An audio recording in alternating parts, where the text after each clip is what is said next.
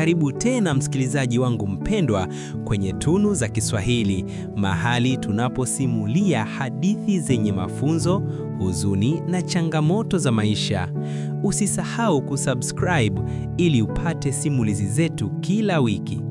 Leo nakuletea hadithi ya kusisimua yenye machungu makali inayoitwa Mapenzi Yaliyokufa.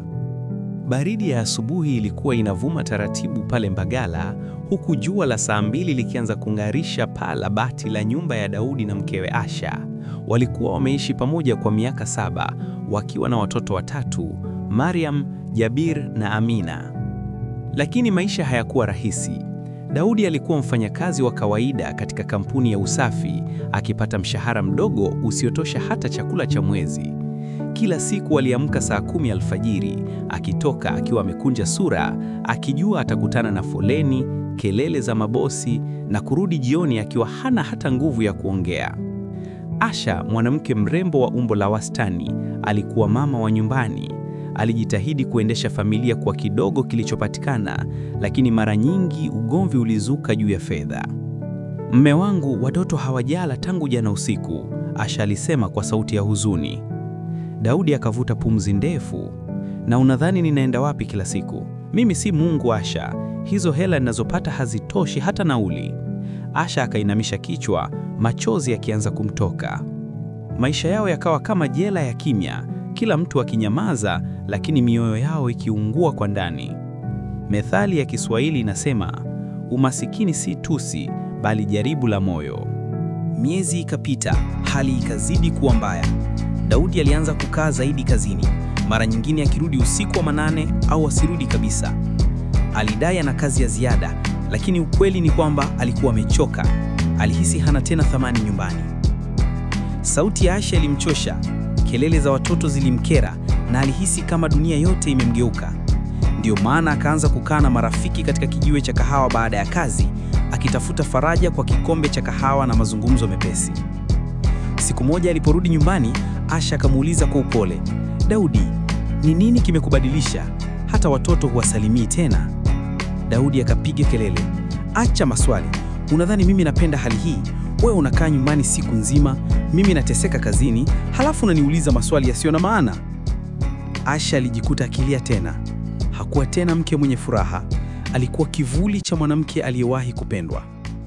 Methali ya Kiswahili inasema, moyo ukichoka, hata upendo unakosa pumzi. Siku moja Asha aliamua kwenda sokoni kwa ajili ya kuuza vitambaa vidogo ili apate hela ya unga. Akiwa njiani, gari jeupe la kifahari lilisimama karibu naye. Dirisha likashuka na sauti nyororo ya kiume ikasema, "Samahani dada, unaenda wapi na mzigo huo wote? Naweza kukusaidia?"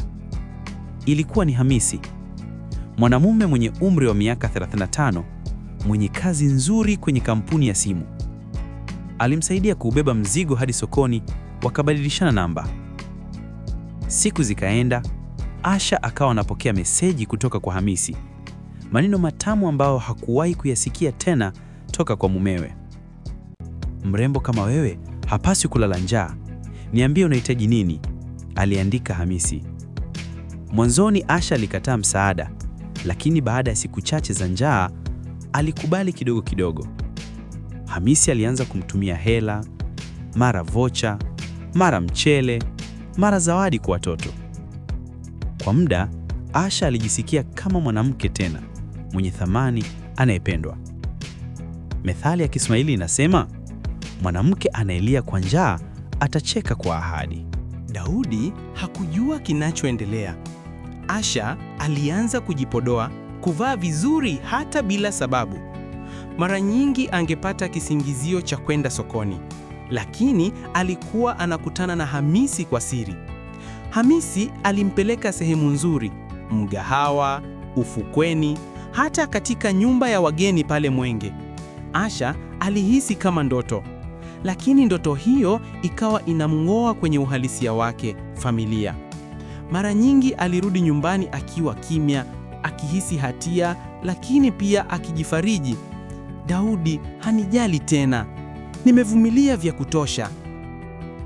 Watoto walianza kugundua mabadiliko. Mariam, yule wa kwanza, alimuuliza, "Mama, kwa nini baba hataki kuongea nawe?" Asha akakosa jibu, machozi yakimtoka taratibu. Methali inasema, moto wa siri ukikosa hewa huzima kwa majonzi. Siku moja jioni, Daudi aliporudi nyumbani mapema, kwa bahati mbaya akakuta nyumba ikiwa tupu. Watoto walikuwa uani, lakini Asha hakuwepo. Jirani mmoja akamnong'oneza kwa tahadhari, "Nilimwona Asha akiingia kwenye gari jeupe saa 10 kasorobo." Daudi moyo ukampiga vibaya. Usiku huo alikaa bila kula, akingojea hadi saa 4 usiku ambapo Asha alirudi kimya kimya. "Ulikuwa wapi?" aliuliza Daudi kwa sauti nzito. Asha akastuka, "Nilikuwa sokoni." "Saa 4 usiku? Sokoni?" Kimya. Daudi akajikuta akipiga meza kwa hasira. "Asha, nimevumilia sana, lakini sasa najua kuna kitu unakificha."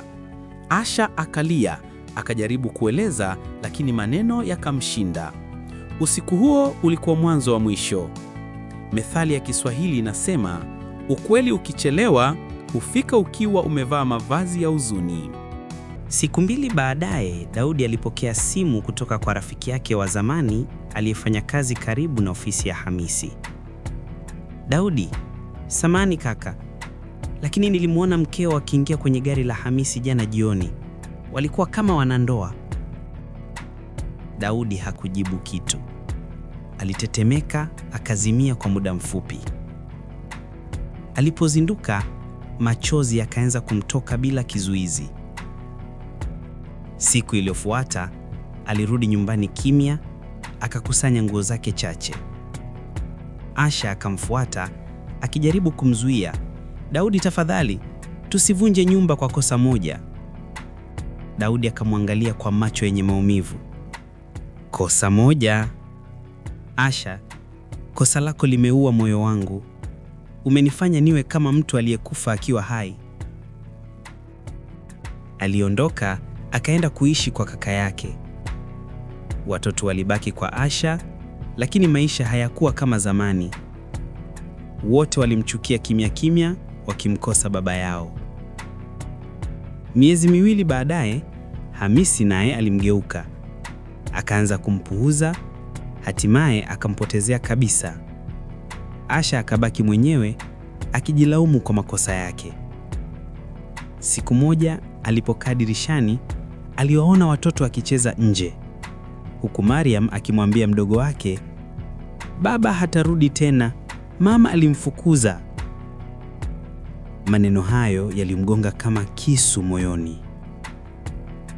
Asha akajua alikuwa amepoteza kila kitu. Methali, asiyethamini kibaba atajuta akipoteza kisima. Ndivyo maisha ya Daudi na Asha yalivyovunjika. Mapenzi yao yaliyojengwa kwa mateso yakaharibiwa na tamaa na ukosefu wa mawasiliano. Hii si hadithi ya mbali, ni kioo cha maisha yetu leo. Msikilizaji wangu, jifunze kutunza ulionao kabla halijawa kumbukumbu. Methali za Kiswahili zinasema, moyo ukiumizwa hauponi kwa maneno matamu. Uvumilivu ni dawa, lakini ukizidisha unakuwa sumu. Nyumba haivunjwi kwa upepo, bali kwa sauti zisizosikika ndani yake. Hii imekuwa hadithi ya huzuni kutoka Tunu za Kiswahili. Usisahau kusubscribe, kushare na kuacha maoni yako. Mpaka wakati mwingine, mimi ni msimulizi wako, nasema usiache kusikiliza hadithi, maana ndani yake kuna maisha.